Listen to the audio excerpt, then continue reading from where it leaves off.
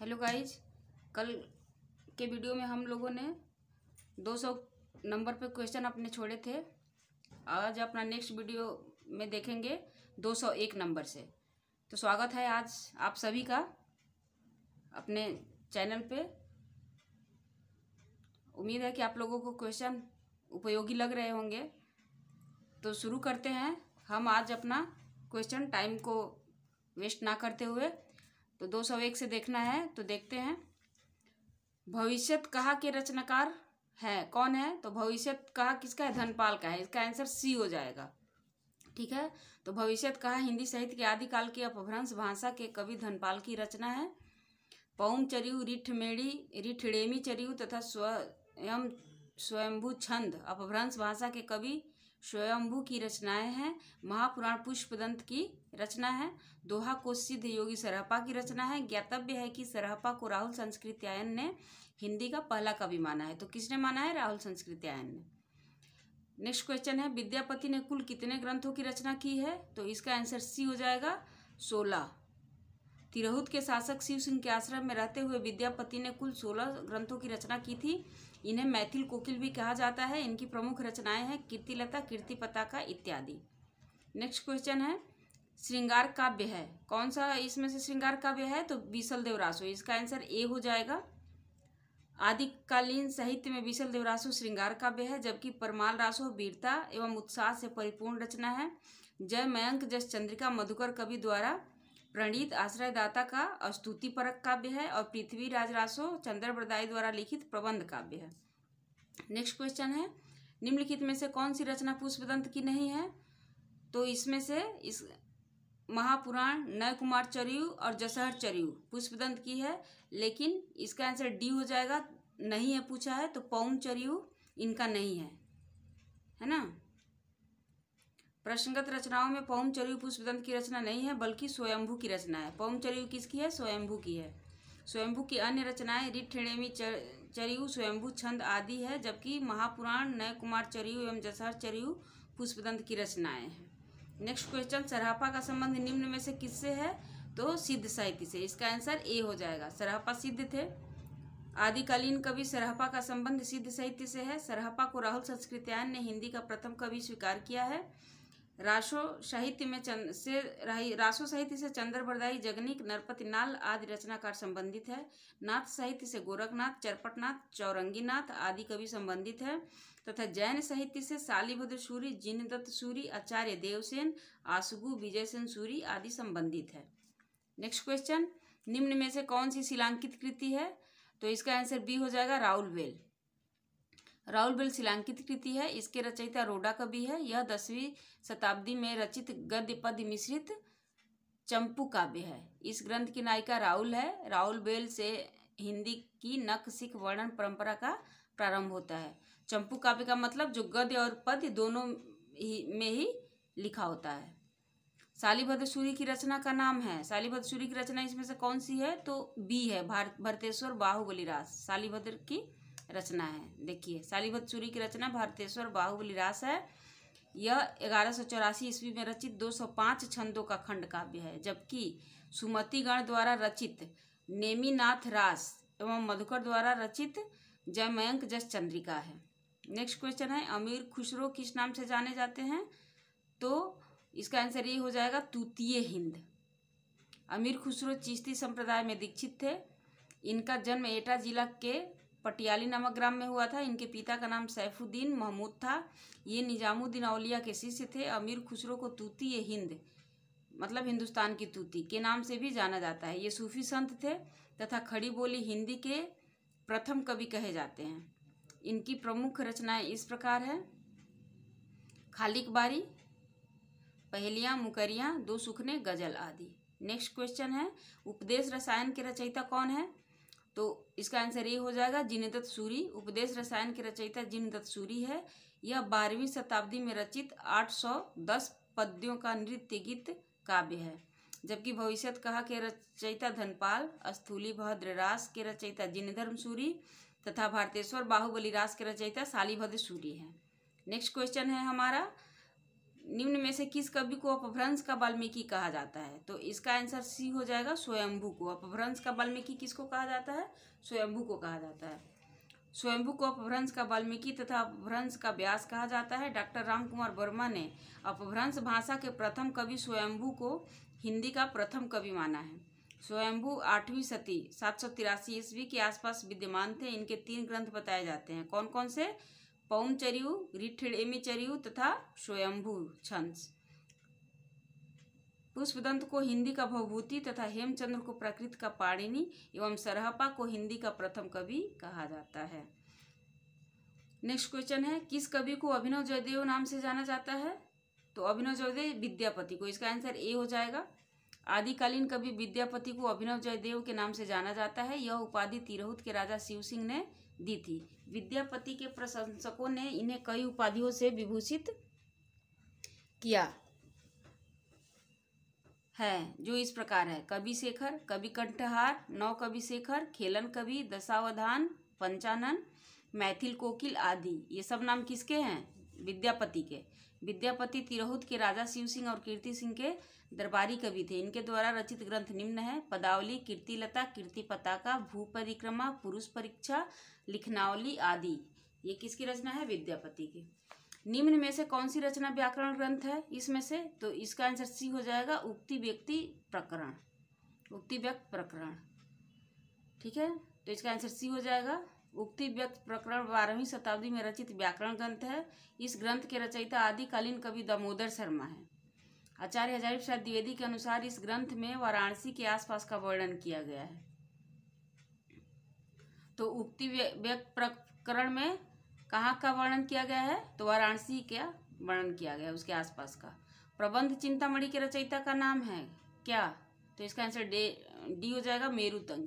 प्रबंध चिंतामणि के रचयिता कौन है? तो मेरुतंग है। इस ग्रंथ में धाराधिपति मूंज के दोहों का साहित्यिक महत्व सबसे अधिक है। ये दोहे अपभ्रंश भाषा में है, जबकि उक्ति व्यक्ति प्रकरण के रचयिता दामोदर पंडित, राहुल बेल के रचयिता रोडा कवि तथा चंदन बाला रास के रचयिता कवि आसगु है। नेक्स्ट क्वेश्चन, आगम बेय पुराणे पंडित मान बहती पक्क सिरिफल अलिया जिम वाहरित भ्रमयंती। ये पंक्तियां किसकी है? तो ये पंक्तियां कन्नपा की है। इसका आंसर बी हो जाएगा। ये पंक्ति कन्नपा की है। देख लेते हैं यहाँ, ये अभी हम लोगों ने जो देखा वो है, गंगा जमुना माझेरे बह नाई ताही बुड़ीली मातंगी पोयाली ले पार करेई। ये किसकी पंक्ति है? तो डोम्भिपा की। गंगा में डूब गए डोम्भिपा, इसे याद रखिएगा। जाही मन पवन न संचरई रवि शशि नहीं पवेश तहिवत चित विषाम करू सरेहे कही उवेश। ये किसका है? तो सरहपा का है। ससुरी नींद गेल बहुड़ी जाग कानेट चोर निकला गई माग दिवसई बहुड़ी काढ़ ई अरे भा रति भइले कामरु जाव। ये किसकी पंक्ति है? तो कुकुरिपा की है। तो ये इसको आप रिलेट कर सकते हैं, कुकुरिपा। पा हटा दीजिए, कुकुर है ना। नींद नहीं आती है उन लोगों को रात में, तो ऐसे रिलेट कर सकते हैं। जस्ट एक मतलब याद रखने के लिए बोल रही हूँ, बाकी मेरा बोलने का ऐसा कोई वो नहीं था, तो प्लीज डोंट माइंड।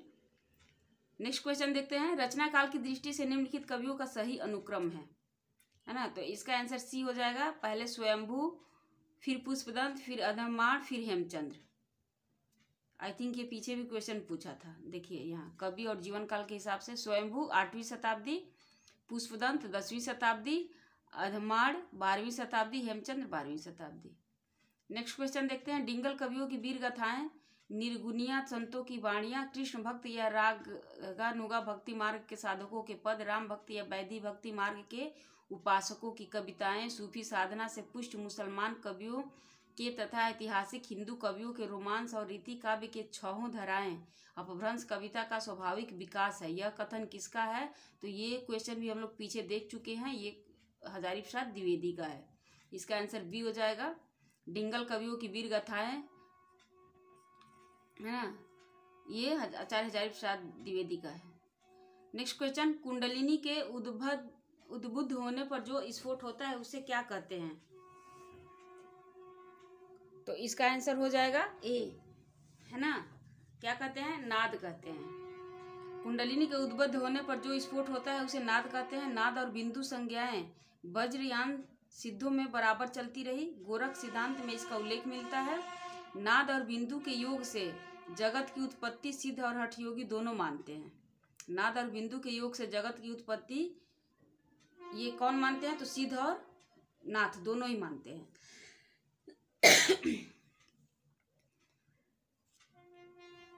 नाथ संप्रदाय में हठ योग मूलतः देह शुद्धि का साधन है। योगी देह शुद्धि और प्राणायाम से मन एकाग्र कर लेने के पश्चात कुंडलिनी की को जागृति करता है। महाकुंडलिनी में ही व्याप्त शक्ति का समाहार होता है। घट के भीतर चक्रों की कल्पना की गई है, जिनसे होती हुई कुंडलिनी ब्रह्मरंध्र तक पहुंचकर सिद्धि की अनहद घोष करती है। नेक्स्ट क्वेश्चन, निम्नलिखित रचनाओं को उनके रचनाकारों के साथ सुमेलित कीजिए। तो देखिए इसमें प्रबंध चिंतामणि किसका है? भट्ट केदार। अच्छा, जय मयंक जस चंद्रिका, जय मयंक जस चंद्रिका डी, इसका 3 हो जाएगा। डी का 3 हो जाएगा, क्योंकि अगर इसमें से आप एक भी जानते हैं तो हम लोग रिलेट कर सकते हैं। तो डी का आंसर यहाँ 3 हो जाएगा।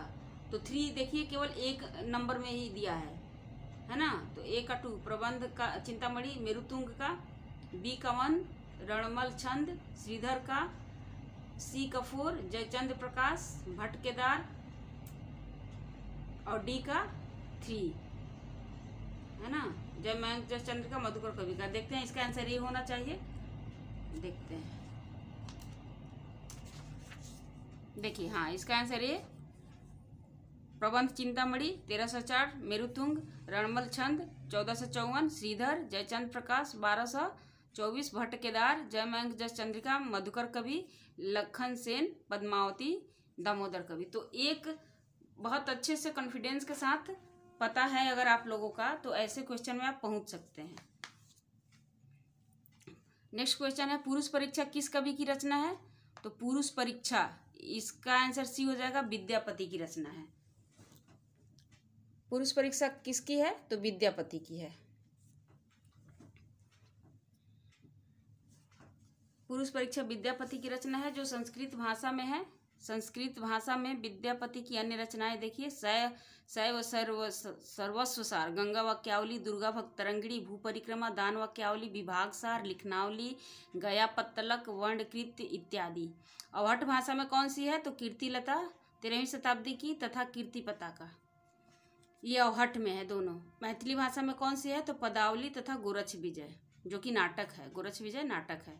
देवसेन के ग्रंथ, ये देवसेन की ग्रंथ है। श्रावकाचार, नय चक्र, दर्शन सार, भाव संग्रह, आराधना सार, तत्वसार तथा सावय धम्म दोहा इत्यादि। गोरखनाथ के काव्य ग्रंथ कौन कौन से हैं? तो गोरखनाथ के काव्य ग्रंथ देखते हैं। डॉक्टर पीताम्बर दत्त बर्थवाल ने गोरखनाथ के 14 ग्रंथों को प्रमाणित मानकर उनका संपादन गोरखवाणी नाम से किया है। शब्द पद, शिष्या दर्शन, प्राण संकली, नरवय बोध, आत्मबोध, अभय मात्रा, योग, 15 तिथि, सप्तवार, मच्छिंद्र गोरख बोध, रोमावली, ज्ञान तिलक, ज्ञान चौतीसा तथा पंचमात्रा। ठीक है। ज्योतिश्वर ठाकुर के ग्रंथ कौन सा है? वर्ण रत्नाकर। डॉक्टर नगेंद्र देव सेन कृत श्रावकाचार को हिंदी की प्रथम रचना मानते हैं। डॉक्टर नगेंद्र किसको मानते हैं हिंदी की प्रथम रचना? तो श्रावकाचार को, जो किसकी है? तो देवसेन की। देवसेन के नय चक्र को लघु नयन चक्र का नाम भी दिया गया है। ठीक है। नेक्स्ट क्वेश्चन, कौन सा विद्वान पृथ्वीराज रासो को सर्वथा अप्रमाणिक ग्रंथ मानने वालों में शामिल नहीं है? तो इसका आंसर बी, मोहनलाल विष्णुलाल पंड्या। नहीं है पूछा है ना। तो यहाँ देखिए प्रमाणिक कौन कौन, पहले अप्रमाणिक बोला है ना, नहीं अप्रमाणिक नहीं है। यहाँ देखते हैं प्रमाणिक किसने माना है? तो श्याम सुंदर दास, मिश्र बंधु, मोहनलाल विष्णुलाल पंड्या, ये क्या मानते हैं? प्रमाणिक मानते हैं। ठीक है। और अप्रमाणिक कौन मानते हैं? तो आचार्य रामचंद्र शुक्ल, देवी प्रसाद, कविराज श्यामल दास, गौरी शंकर, हरिहीराचंद ओझा। और अर्ध प्रमाणिक कौन मानते हैं? तो Munijan Vijay, Mohan Singh, Acharya Hazari Prasad Dwivedi, doctor Suniti Kumar Chatterji. Next question देखते हैं। हाँ, कर्नल टाड क्या मानते हैं? कर्नल टाड भी प्रमाणिक मानते हैं, मथुरा प्रसाद दीक्षित भी प्रमाणिक मानते हैं, मोतीलाल मेनारिया भी प्रमाणिक मानते हैं। अप्रमाणिक डॉक्टर वूलर, राम कुमार वर्मा भी अप्रमाणिक मानते हैं, मुरारी दीन भी अप्रमाणिक मानते हैं, और अर्ध प्रमाणिक में अगरचंद नाहट, डॉक्टर दशरथ ओझा भी हैं जो अप्रमाणिक मानते हैं। नेक्स्ट क्वेश्चन देखते हैं। रचना निम्नलिखित रचनाओं को उनके रचनाकारों के साथ सुमेलित कीजिए। फिर सुमेलित करना है। खुमान रासो किसका है भाई? खुमान रासो चंदन बालारास, योगाचार्य, राहुल बेल।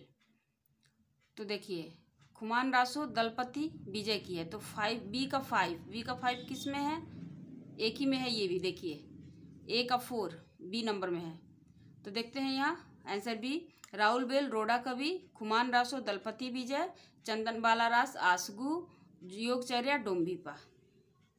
नेक्स्ट क्वेश्चन, रचनाओं तथा उससे संबंधित रचनाकारिता देख लीजिए। कीर्तिलता भाषा की रचना है, तो कीर्तिलता अवहट भाषा में है, इसका आंसर ये हो जाएगा। हम लोगों ने पीछे देखा था, कीर्तिलता और कीर्तिपता का दोनों ही अवहट भाषा में है।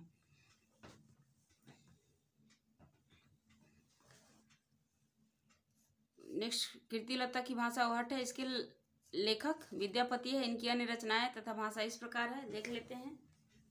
संस्कृत का शैव सर्वस्वार सार, गंगा वाक्यावली, दुर्गा भक्त तरंगिणी, भू परिक्रमा, दान वाक्यावली, पुरुष परीक्षा, विभाग सार, लिखनावली, गया पत्तलक, वर्णकृत, ये संस्कृत का है। अवहट का कौन सा है? अवहट को ही अपभ्रंश कहते हैं।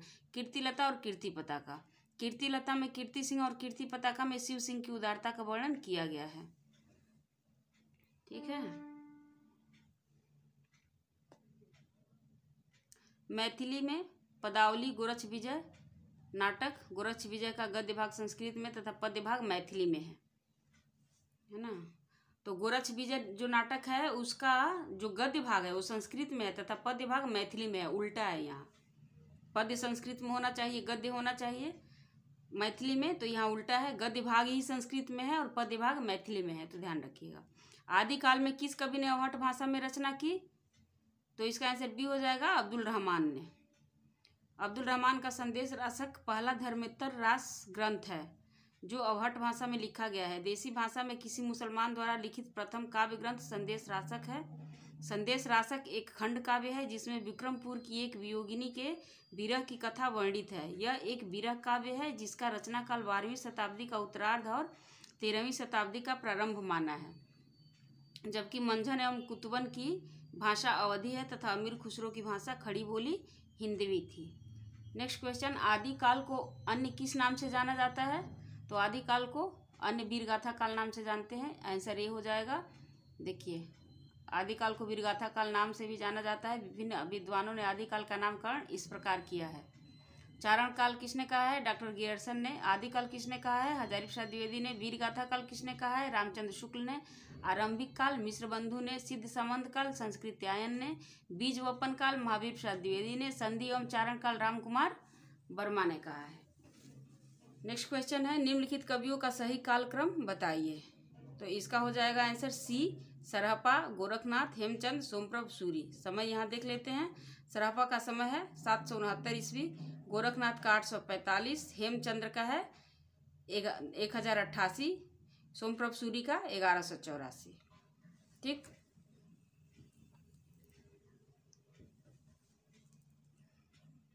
नेक्स्ट क्वेश्चन है, आल्हा किस ऋतु में गाया जाता है? तो आल्हा वर्षा ऋतु में गाया जाता है, इसका आंसर सी हो जाएगा। रासो काव्य परंपरा के प्रमुख कवि जगनिक द्वारा रचित ग्रंथ परमाल रासो है ना, जिसे आल्हा खंड भी कहते हैं, एक वीर गीत वीर काव्य है जो सामान्यतः वर्षा ऋतु में गाया जाता है। नेक्स्ट क्वेश्चन, रचनाओं एवं उनके रचयिताओं को सुमेलित कीजिए। खुमान रासो किसका है? परमाल। देखिए, तो परमाल रासो किसका है? जगनिक का है। बी का 5 केवल ए में दिया है, तो आंसर हमारा ए ही हो जाएगा। खुमान रासो 9वीं शताब्दी, दलपति विजय। परमाल रासो जिसे आल्हा खंड भी कहते हैं 1230 ईस्वी, जगनिक। बिसलदेव रासो 1155 ईस्वी, नरपति नाल। पृथ्वीराज रासो 1192 ईस्वी, चंद्रबरदाई संदेश रासक 12वीं-13वीं शताब्दी अब्दुल रहमान का है। नोट, संदेश रासक देश भाषा में किसी मुसलमान द्वारा लिखा गया पहला धर्मेतर रास ग्रंथ है। यह एक खंड काव्य है। नेक्स्ट क्वेश्चन, किन रचनाकारों की भाषा को संध्या भाषा कहा गया है? तो संध्या भाषा कहा गया है किसको? बौद्ध और सिद्ध को, बौद्ध सिद्ध को। ए हो जाएगा इसका आंसर। बौद्ध सिद्धों की भाषा को संध्या भाषा कहा जाता है। यह नाम मुनिदत्त तथा अद्वैवज्र ने दिया है। अंतः साधनात्मक भावनाओं को व्यक्त करने के कारण इनकी भाषा को संध्या भाषा कहा जाता है। नेक्स्ट क्वेश्चन, इन रचनाओं को उनकी काव्य भाषा के साथ सुमेलित कीजिए। इसको भी सुमेलित करना है। विजयपाल रासो, चर्या गीत, कीर्तिलता, खुसरो की पहेलियाँ। तो इसमें से दो तो सबको ही पता होगा, कीर्तिलता और खुसरो की पहेलियाँ। तो कीर्तिलता है किस मैथिली भाषा में? नहीं, कीर्तिलता और कीर्तिपता का अवहट में है। अपभ्रंश को अवहट कहते हैं। तो कीर्तिलता 2 इसका हो जाएगा। सी का 2 किसमें है? सी का 2 है, सी का 2 तो कहीं है, ये नहीं है, इसका दिया भी नहीं है आंसर। चलिए देखते हैं। विजयपाल रासो अपभ्रंश में है। चर्या गीत कोश संध्या भाषा में है। कीर्तिलता अवहट में है। देखिए, कीर्तिलता अवहट में है। खुसरो की पहेलियाँ हिंदवी में है। पदावली मैथिली विद्यापति की है।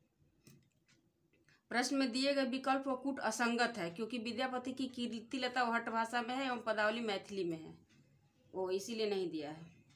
नेक्स्ट क्वेश्चन है, 12 बरस ले कुकर जिए अरु 13 लो जिए सियार, 12 बरस 18 छत्री जीवे आगे जीवन को अधिकार। ये किसका है?